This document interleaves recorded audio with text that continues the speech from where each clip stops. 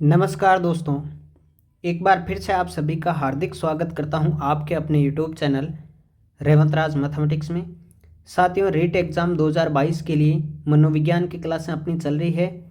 कल सुबह आपको बेहतरीन क्लास मिलने वाली है जिसमें हम उसी टॉपिक को बाल विकास को आगे पढ़ेंगे और आज से हम रीट एग्ज़ाम 2022 के लिए संस्कृत के संपूर्ण निःशुल्क कोर्स की पहली क्लास देखने वाले हैं। संस्कृत विषय की हस्तलिखित नोट्स के माध्यम से जो है आपको तैयारी करवाई जाएगी, मनोविज्ञान पूरी करवाई जाएगी, संस्कृत और सभी विषय आपको पूरे करवाए जाएंगे। तो वीडियो को लाइक कर दीजिएगा। नियमित रूप से आपको ये क्लासें मिलती रहेगी इस चैनल पर।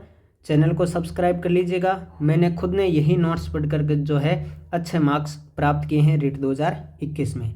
तो साथियों, संस्कृत व्याकरण को शुरू करने से पहले संस्कृत व्याकरण के त्रिमुनियों के बारे में थोड़ी सी हम चर्चा करेंगे।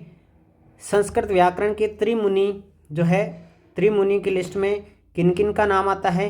तो सबसे पहला नाम यदि मैं बात करूं साथियों तो आता है पाणिनि जी का, दूसरा नाम आता है कात्यायन का और तीसरा नाम आता है पतंजलि का। ठीक है, तो पाणिनि के बारे में सबसे पहले पढ़ते हैं। पाणिनि पितामह का नाम यानी दादाजी का नाम पणिन था, पिताजी का नाम पाणिन था और माता का नाम दाक्षी था। गुरु का नाम आचार्य वर्ष या वर्षाचार्य हम कह सकते हैं। तो ये सारी इन्फॉर्मेशन आपको याद रखनी है, इनमें से भी सवाल जो है एग्जाम में बन सकता है। पाणिनि के अन्य नामों की चर्चा यदि हम करें तो इनको दाक्षी पुत्र कहा जाता है, शालंकी कहा जाता है, सूत्रकार कहा जाता है और आहिक कहा जाता है। ठीक है, और इन्हें प्रथम मुनि भी कहा जाता है। क्या कहते हैं साथियों? प्रथम मुनि भी कहा जाता है। तो ध्यान रखना है, पितामह का नाम पणिन, पिता का नाम पाणिन, माता का नाम दाक्षी और गुरु का नाम आचार्य वर्ष या वर्षाचार्य। अन्य नाम यदि देखें दाक्षी पुत्र, सालंकी, सूत्रकार और आहिक। ठीक है, इनका जन्म स्थान एग्जाम में पूछा जाता है साथियों। जन्म इनका हुआ था सालातुर ग्राम में, जो कि वर्तमान में पाकिस्तान में पड़ता है। ठीक है, प्रमुख रचनाएं इनकी कौन कौन सी है? तो मोस्ट इंपॉर्टेंट रचना का नाम है अष्टाध्यायी ग्रंथ। अष्टाध्यायी की रचना किसने की, ये सवाल आ सकता है। तो पाणिनि ने की थी। इसमें कुल 8 अध्याय है, इसलिए इसका नाम अष्टाध्यायी है। अन्य रचनाएं देखें तो धातुपाठ, गणपाठ और लिंगानुशासन इनकी अन्य रचनाएं हैं। तो जन्म मैंने आपको बता दिया, सालातुर ग्राम जो कि वर्तमान में पाकिस्तान में पड़ता है। प्रमुख रचनाओं में सबसे इंपॉर्टेंट है अष्टाध्यायी ग्रंथ, 8 अध्याय है इसमें कुल। धातुपाठ, गणपाठ और लिंगानुशासन इनके अन्य रचनाएं हैं। दूसरे त्रिमुनि की बात करें तो कात्यायनिया, इनको वररुचि कहा जाता है। इनकी प्रमुख रचनाएं हैं वार्तिक। वार्तिक रचना के कारण इनको वार्तिककार भी कहा जाता है। ध्यान रखना है, क्या कहा जाता है? वार्तिककार भी कहा जाता है। और इनकी रचना है ब्राज श्लोक और कात्यायन स्मृति। तो 3 रचनाएं देखी है प्रमुख, वार्तिक, ब्राज श्लोक और कात्यायन स्मृति। इनको कात्य, कात्यायन, वर रुचि आदि नामों से भी जानते हैं। तो इनके अन्य नाम हैं, महर्षि पतंजलि ने इनको दाक्षिणात्य भी कहा है, दाक्षिणात्य भी माना है। तो ये ध्यान रखना है, इंपॉर्टेंट है। महर्षि पतंजलि ने इनको दाक्षिणात्य भी माना है। किनको? कात्यायन को। आगे बात करें पतंजलि की तो प्रमुख रचनाएं हैं महाभाष्य और महानंद काव्य। महाभाष्य ग्रंथ के कारण इनको महाभाष्यकार भी कहते हैं। ध्यान रखना है, महाभाष्यकार भी कहा जाता है। जिस प्रकार वार्तिक रचना के कारण कात्यायन या वररुचि को वार्तिककार कहा जाता है, उसी प्रकार के पतंजलि को महाभाष्यकार भी कहा जाता है। इनको शेषनाग का अवतार माना जाता है।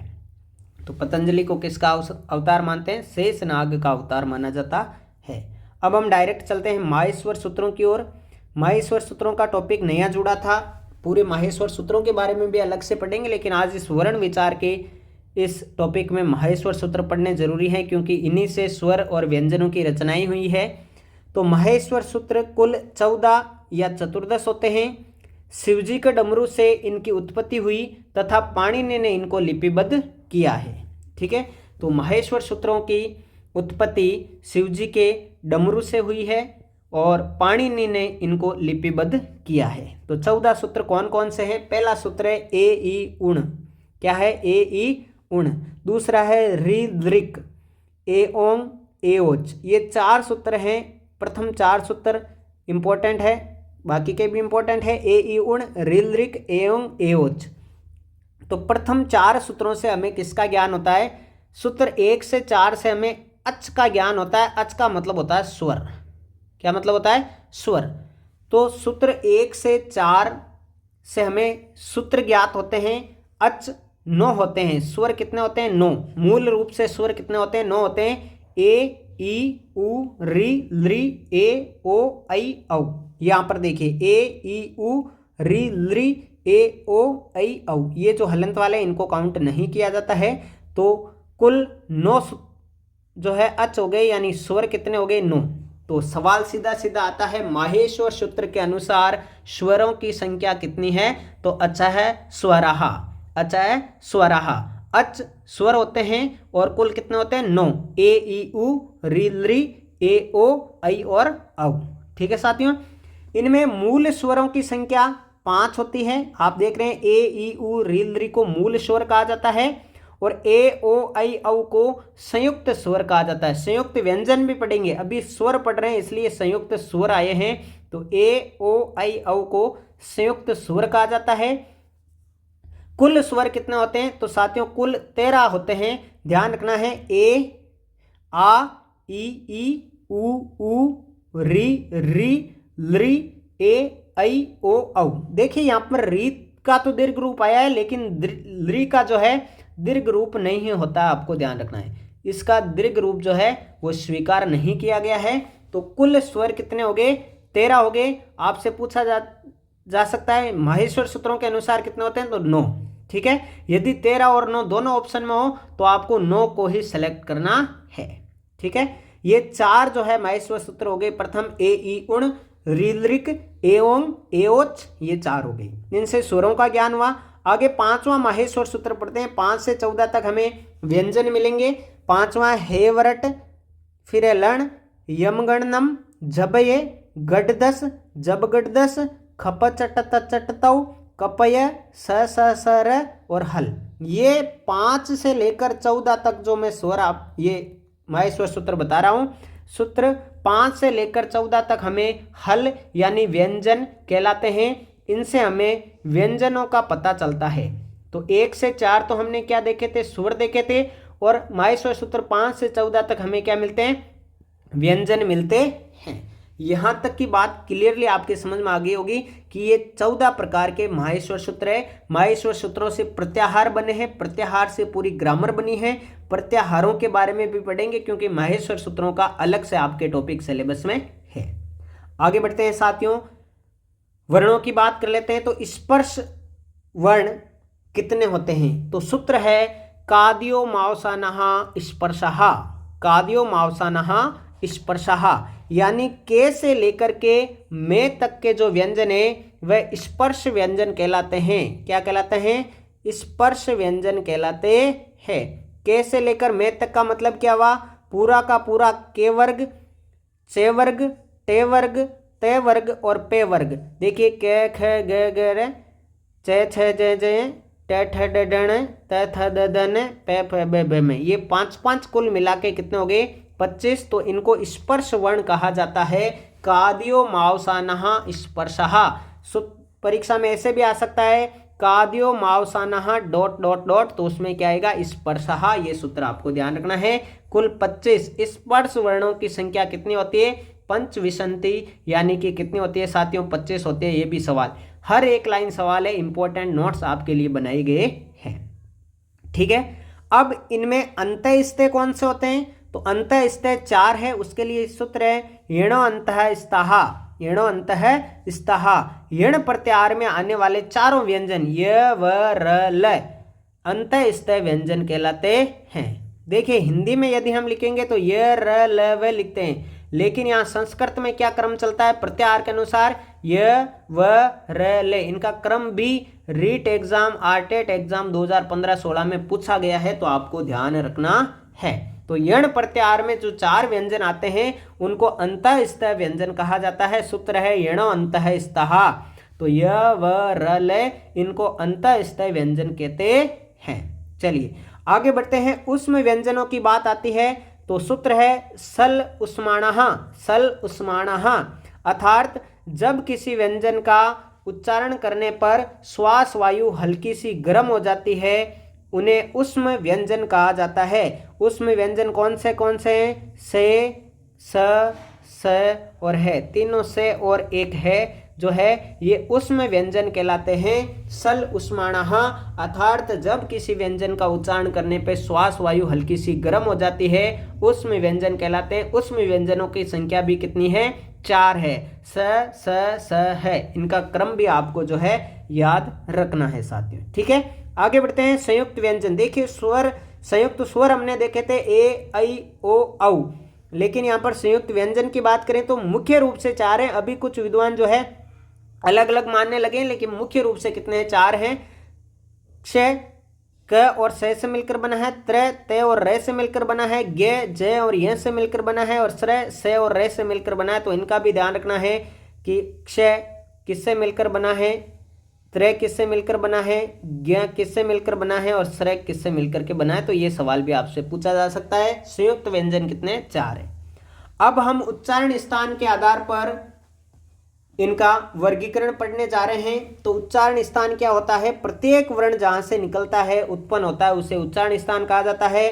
सामान्यतः उच्चारण स्थान 7 प्रकार के होते हैं। कौन कौन से? कंठ, तालु, मुर्दा, दंत, ओष्ठ, नासिका और जीवामूल। लेकिन आपको ध्यान रखना है, पूछा जाए कि पाणिनि शिक्षा के अनुसार, सवाल ऐसे बन जाए, पाणिनि शिक्षा के अनुसार जो है उच्चारण स्थानों की संख्या कितनी होती है? तो आपको 8 बतानी है। मुख्य रूप से उच्चारण स्थानों की संख्या कितनी है? 7 है। अभी मैंने बताया कंठ, तालु, मुर्दा, दंत, ओष्ठ, नासिका और जीवामूल। लेकिन पाणिनि शिक्षा के अनुसार ये सवाल बन जाता है तो आपको 8 बतानी है, और 8वां होता है उरस। कौन सा होता है? उरस होता है, ये ध्यान रखना है। ठीक है साथियों, 2 उच्चारण स्थान वाले वर्णों की संख्या पूछ ले तो 10 है। प्रत्येक प्रत्येक वर्ग का पंचम वर्ण जो है वो उसका उच्चारण स्थान 2-2 होते हैं, और ए, ऐ, ओ, औ और वे के उच्चारण स्थान 2-2 होते हैं। अभी आगे हम पढ़ने वाले हैं। तो कुल 10 ऐसे वर्ण हैं जिनके उच्चारण स्थान 2-2 होते हैं। क्लियर? अब हम उच्चारण स्थान के आधार पर इनका वर्गीकरण देख रहे हैं। तो पहला है अकुह विसर्जनीयानाम कंठे। यहां से इंपॉर्टेंट ये स्टार्ट हो जाता है, यहां से सवाल बनने के पूरे चांस आपके रहते हैं, और यहीं से सवाल बनता है साथियों ज्यादातर। अकुह विसर्जनीयानाम कंठ है, यानी अकुह ए, आ। ए का मतलब क्या हो गया? ए, आ। इस ए का मतलब है इसमें ए और आ दोनों सम्मिलित है। कु का मतलब पूरा के वर्ग, यानी क, ख, ग, ग, और विसर्ज का मतलब विसर्ग, और है, ये है ना, तो ये है। इनका उच्चारण स्थान क्या होता है? कंठ होता है। अब आपसे एक सवाल जैसे पूछ लिया जाता है कि खे का उच्चारण स्थान क्या होगा, तो आप क्या बताएंगे? कंठ। क्या बताएंगे? कंठ है, क्योंकि इसका सूत्र है अकुह विसर्जनीयानाम कंठ है। याद रहेगा साथियों। तो ये पहला सूत्र था हमारा, अकुह विसर्जनीयानाम कंठ है। ए, आ पूरा के वर्ग, है विसर्ग, इनका उच्चारण स्थान क्या होता है? कंठ होता है। चलिए, दूसरा मुख्य सूत्र है इच्चु यसानाम तालुहु। इच्चु यसानाम तालु। ई का मतलब दोनों ई, छोटा ई और बड़ा ई। देखिए, ई का मतलब ई, चू का मतलब चे वर्ग, चू का मतलब क्या है? चे वर्ग, च, छ, ज, ज, ये 5 वर्ण आ गए, और ये का मतलब ये, और ये से शक्कर वाला ना, शंकर वाला। इनका उच्चारण स्थान तालु होता है। इनका उच्चारण स्थान क्या होता है साथियों? तालु। तो इच्चु यसानाम तालुहु, ई चे वर्ग, ये और से शक्कर वाला, तो इनका उच्चारण स्थान क्या होता है? तालु होता है। तीसरा सूत्र है ऋतु रसाणाम मूर्धः। री का मतलब दोनों री, टू का मतलब टे वर्ग, पूरा टे, ठ, ड, डण, रे का मतलब रे, और शे, ये वाला। ठीक है, इनका उच्चारण स्थान क्या होता है? मूर्धा होता है। मूर्धन्य से और रे, पूरा का पूरा टे वर्ग, और दोनों री, छोटा और बड़ा, इनका उच्चारण स्थान क्या होता है? मूर्धा होता है। तो सूत्र है ऋतु रसाणाम मूर्धः, ऐसे याद रखना है। अगला है लृतु लसानाम दंतः। लृतु लसानाम दंतः। लृ का एक ही रूप है, दीर्घ रूप नहीं होता है, मैंने बताया था। पूरा का पूरा तू यानी ते वर्ग, त, थ, द, ध, न, ले, और ये से सड़क वाला, इनका उच्चारण स्थान क्या होता है? दंता होता है। ठीक है, तो लृतु लसानाम दंतः। चलिए आगे है उपपद्यानामोष्टौ। उपुपध्यानामोष्टो। उ पूरा का पूरा पे वर्ग, पे फे बे बे में उपपदमानीय वर्ण। उपपदमानीय वर्ण कौन से? एक तो देखिए इस प्रकार का चिन्ह आए और पे आ जाए और फे आ जाए तो इनको उपपदमानीय वर्ण कहा जाता है। इनका उच्चारण स्थान क्या होता है? ओष्ठ होता है। उ पे वर्ग और उपपदमानीय वर्ण, इनका उच्चारण स्थान क्या होता है? ओष्ठ होता है। अगला सूत्र है यम गणना नाम नासिका चे। यम गणना नाम नासिका चे। प्रत्येक वर्ग का पंचम वर्ण, मैंने पहले ही बताया था, प्रत्येक वर्ग का पंचम वर्ण। दो दो उच्चारण स्थान बताए थे। तो एक तो अकु विसर्जन नाम कंठ है, इच्चु यसा नाम तालु, ऋतु रसनाम मुर्दा, ऋतु लसा नाम दंता, उपपद्यानम ओष्ठ उनमें आ गया। लेकिन इनका अलग से उच्चारण स्थान क्या होता है? नासिका होता है। तो सूत्र है यम गणना नाम नासिका चय। तो इनका उच्चारण स्थान क्या होता है साथियों? नासिका होता है। चलिए अगला सूत्र है एद तो कंठ तालु। एद तो हो कंठ तालु। ए और आई मैंने बताया था, ए आई ओ औ, ठीक है ना, और वे, इनका उच्चारण स्थान भी दो दो होते हैं। तो ए और आई का उच्चारण स्थान क्या होता है? कंठ तालु।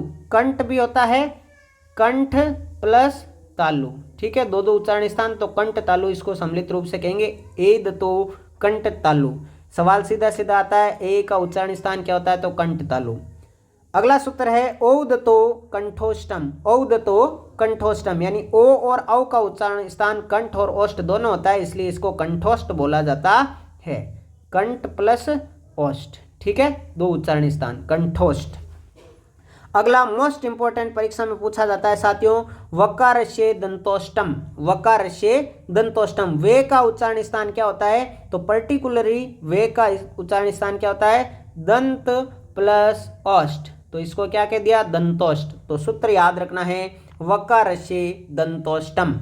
वकारस्य दंतोष्टम। अगला है जीवामूल्यस्य जीवामूल। जीवामूल्य वर्ण, देखिए पे और फे के आगे यदि इस प्रकार का चिन्ह था तो हमने उपदमानीय वर्ण कहा था, लेकिन के और खे के साथ ऐसा चिन्ह आ जाए तो आपको इनको जीवामूल्य वर्ण कहना है। तो इनका उच्चारण स्थान होता है जीवामूल, ठीक है। चलिए ये तो था उच्चारण स्थान के आधार पर हमने ये सारे सूत्र देख लिए। कौन कौन से थे वापस रिवाइज करवा रहा हूं। अकु है विसर्जनीय नाम कंठ है, इच्चु यसा नाम तालुः, ऋतु रसाणाम मूर्धः, ऋतु लसानाम दंतः, उपपद्यानामोष्ठो, यम गणना नाम नासिका चे, ऐदतो कंठ तालुः, औदतो कंठोष्टम और वकारस्य दंतोष्टम, जीवामूल्य से जीवामूल, ठीक है। बार बार इनको प्रैक्टिस करेंगे, याद हो जाएंगे, कोई दिक्कत नहीं है। अब इंपॉर्टेंट आता है प्रियतन के आधार पर इनका वर्गीकरण कैसे किया जा सकता है। तो प्रियतन के आधार पर दो प्रकार इनके होते हैं, एक होता है आभ्यंतर प्रियतन और दूसरा होता है बाह्य प्रियतन। आभ्यंतर प्रियतन कितने प्रकार के होते हैं, ये सवाल पूछा गया है रीट एग्जाम में। आभ्यंतर प्रियतन 5 प्रकार के होते हैं, बाह्य प्रियतन 11 प्रकार के होते हैं। इनके बारे में डिटेल से पढ़ेंगे। यदि यहाँ से सवाल आता है, यदि कोई पेपर डीपली बनाता है तो यहाँ से सवाल जो है पूछे जाने के आपके ज्यादा चांस बन जाते हैं। तो प्रियतन के आधार पर वर्णों को दो भागों में बांटा गया है, आभ्यंतर प्रियतन और बाह्य प्रियतन। आभ्यंतर प्रियतन 5 प्रकार के और बाह्य प्रियतन 11 प्रकार के होते हैं। चलिए सबसे पहले हम 5 प्रकार के आभ्यंतर प्रियतन पढ़ रहे हैं साथियों। पहला है स्पष्ट प्रियतन। कौन सा है? स्पष्ट प्रियतन। स्पष्ट प्रियतन में कुल 25 वर्ण आएंगे, जो कि स्पर्श वर्ण हमने पढ़े थे के से मे तक, याद करो। काद्यो मावसानः स्पर्शः, काद्यो मावसानः स्पर्शः, ठीक है। इनका आभ्यंतर प्रियतन स्पष्ट होता है। तो स्पष्ट प्रियतन किसका होता है?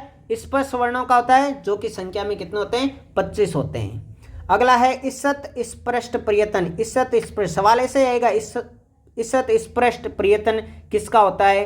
तो अंतःस्थ वर्णों का। अंतःस्थ वर्ण हमने 4 पढ़े थे, य व र ल, याद करो, अभी थोड़ी देर पहले पढ़ा था य व र ल, ठीक है ना। तो अंतःस्थ वर्णों का आभ्यंतर प्रियतन क्या होता है? ईषत् स्पष्ट होता है। चलिए आगे है ईषद् विवृत प्रियतन। ईषद् विवृत प्रियतन उष्म वर्णों का होता है। उष्म वर्ण भी हमने 4 पढ़े थे, स ह, याद करो, सल उष्माणः, सूत्र बताया था अभी। तो इनका आभ्यंतर प्रियतन क्या होता है? ईषद् विवृत होता है। किनका? उष्म वर्णों का, ठीक है। अगला है विवृत। विवृत में आपके सभी आ जाएंगे स्वर। विवृत में सभी 13 स्वर जो कि हमने पढ़े थे, ए आ ई उ री री लृ ए ओ ऐ। अब ये सारे के सारे 13 जो स्वर है इनका आभ्यंतर प्रयत्न क्या होता है, विवृत होता है। अगला आता है 5वां संवृत प्रयत्न। हस्व ए का लौकिक प्रयोग, जैसे राम दिनेश, इस प्रकार से हस्व ए का लौकिक प्रयोग वो संवृत प्रयत्न के अंतर्गत आता है। तो 5 प्रकार के आभ्यंतर प्रयत्न पढ़े हैं। पहला स्पृष्ट जिसमें 25 वर्ण स्पर्श वर्ण आ जाएंगे। दूसरा ईषद स्पृष्ट जिसमें अंतःस्थ वर्ण आ जाएंगे। तीसरा ईषद विवृत जिसमें ऊष्म वर्ण आ जाएंगे। फिर है विवृत जिसमें सभी स्वर आ जाएंगे। फिर है संवृत जिसमें हस्व ए का लौकिक प्रयोग आएगा। अब हम पढ़ने जा रहे हैं बाह्य प्रयत्न, जो कि कुल मिलाकर के होते हैं 11। कितने होते हैं, 11। देखिए 11 कौन कौन से हैं, 3 यहाँ पर आपको दिख रहे हैं, 3 यहाँ पर दिख रहे हैं, 6 और 2 8 और 1 9, 9 10 और 11, उदात अनुदात। ठीक है, तो ये इस प्रकार से होगा। विवार श्वास एगोस। विवार श्वास एगोस, पहला सूत्र क्या है, विवार श्वास एगोस। विवार श्वास एगोस का मतलब क्या है, इसमें कौन कौन शामिल होगा, वर्ग का प्रथम वर्ण, द्वितीय वर्ण और तीनों से और विसर्ग। सवाल आ जाएगा ऐसे, देखिए के का उच्चारण स्थान क्या होगा, के का बाह्य प्रयत्न क्या होगा, बाह्य प्रयत्न के आधार पर उच्चारण स्थान क्या होगा, इस प्रकार से पूछे जाएगा। तो क्या आएगा, विवार श्वास एगोस। इसमें क्या क्या आएगा, वर्ग का प्रथम वर्ण, जैसे के आ गया, चे आ गया, टे आ गया, पे आ गया, ते आ गया, इस प्रकार से ये वर्ग का प्रथम वर्ण आएगा। और द्वितीय वर्ण भी इसी में शामिल रहेगा। तीनों प्रकार के से आएंगे और विसर्ग आएगा। तो विवार श्वास एगोस में कौन कौन शामिल हुए, प्रत्येक वर्ण का प्रथम, वर्ग का प्रथम, द्वितीय और तीनों से और विसर्ग। फिर है स्वार नाद घोष। स्वार नाद घोष, इसमें क्या क्या आएगा, वर्ग का तीसरा, चौथा, पांचवा। जो विवार श्वास एगोस में हट गया वो वर्ण आएंगे। तो वर्ग का तीसरा, चौथा, पांचवा। यण वर्ण, यण वर्ण में क्या क्या था याद करो, य व र ले, ये 4 और हे भी इसमें आएगा। और अनुस्वार, अनुस्वार जो आता है ये भी किस में आएगा, स्वार नाद घोष में आएगा। फिर आता है साथियों अल्प प्राण। अल्प प्राण में क्या क्या आएगा, देखिए वर्ग का पहला, तीसरा, पांचवा और यण वर्ण। ठीक है, फिर आएगा महाप्राण जिसमें वर्ग का दूसरा, चौथा और सल वर्ण। देखिए अल्प प्राण को क्या याद रखना है, अल्प प्राण में विषम आ रहा है, विषम संख्या। कौन सी संख्या आ रही है, विषम संख्या। देखिए पहला, तीसरा, पांचवा विषम संख्या है।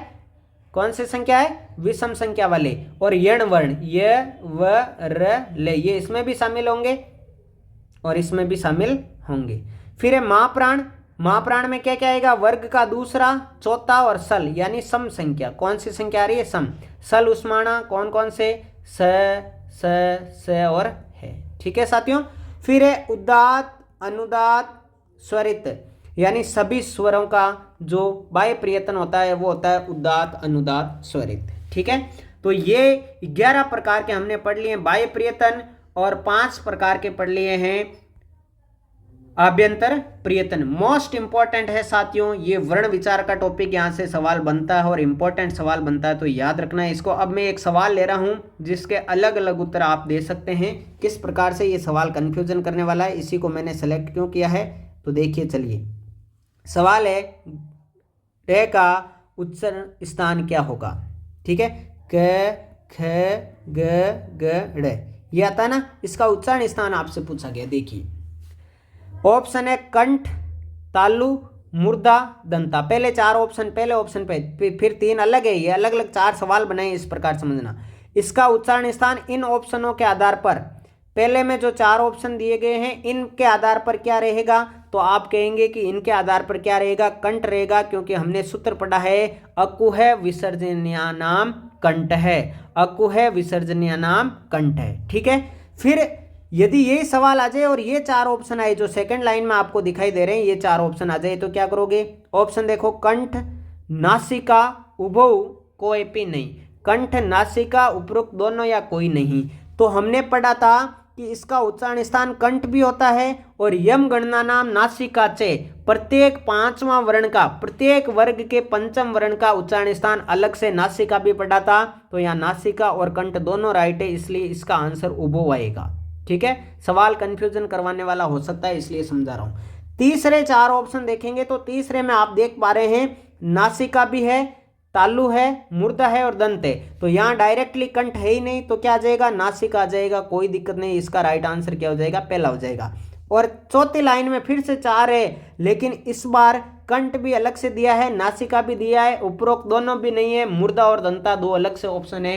तो अब इसका आंसर आप क्या लिखेंगे, ये कंफ्यूजन वाली बात हो सकती है आपके लिए, लेकिन आप इसका राइट आंसर क्या होगा बताइए, जल्दी से कमेंट करके बताइए। मैं वेट कर रहा हूं, जल्दी से कमेंट कीजिए आप, फिर मैं बताता हूं इसका आंसर क्या होगा। ऑप्शन है कंठ, नासिका, मूर्धा और दंता। तो साथियों इसका राइट आंसर क्या हो जाएगा, नासिका हो जाएगा, कंठ नहीं होगा। अब ऑप्शन पर डिपेंड करता है, मैं कह रहा हूं। पहले में हमने कंठ आंसर दिया, दूसरे में उभव यानी दोनों दिया, तीसरे में नासिका था, कंठ था ही नहीं तो नासिका हो गया। लेकिन यहाँ दोनों अवेलेबल है, उभव का ऑप्शन नहीं, तो आप नासिका को सिलेक्ट करेंगे, क्योंकि इसका पर्टिकुलर जो है वो उच्चारण स्थान नासिका होता है। हमने सूत्र भी देखा था, यम गणना नाम नासिका च, यम गणना नाम नासिका च, यानी प्रत्येक वर्ग का पंचम वर्ण का पर्टिकुलर उच्चारण स्थान क्या होता है, नासिका होता है।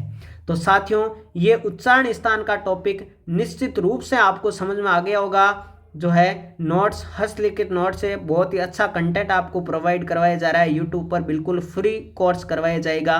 तो साथियों चैनल से जुड़ जाइए। 2022 रीट की तैयारी कर रहे हैं तो निश्चित रूप से यदि आपको सफलता लेनी है तो हम पूरा फ्री बैच चला रहे हैं, यहाँ पर कोई आपसे शुल्क नहीं लिया जा रहा है।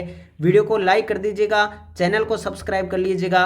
हर प्रकार की न्यूज़ और कंटेंट से संबंधित जो भी सूचनाएं वो पाने के लिए हमारा टेलीग्राम ग्रुप जो है उसका नाम भी रहमतराज मैथमेटिक्स है, आप उसको ज्वाइन जरूर कर लीजिएगा। मिलते हैं अगले वीडियो में साथियों, तब तक के लिए जय हिंद, जय भारत। वीडियो कैसा लगा आप कमेंट बॉक्स में जरूर बताइएगा। Thank you.